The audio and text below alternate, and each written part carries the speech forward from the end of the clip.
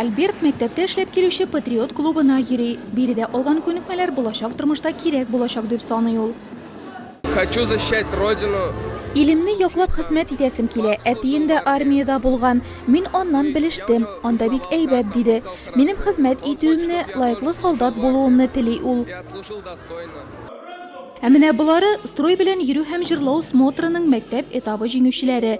Шарланган хәрәкәтләр, төп тигез буйсын, команда тавышы бу егетләргә хәрби тормыш тагы да якын. Ни дисәң дә быел 11-нче сыйныфны тәмамлыйлар.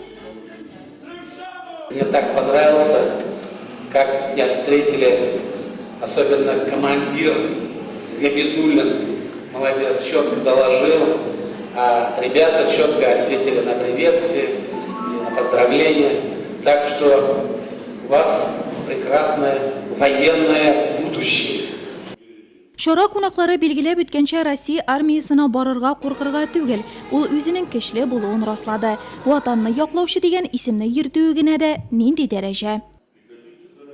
Мы, как говорится, ветераны. Без Афган-Чечен сугышы ветераннары мәктәпләргә йөрибез, шундый чараларга киләбез, спорт ярышларында катнашабыз, үсеп килүче буынны тәрбияләүгә өлеш кертәбез.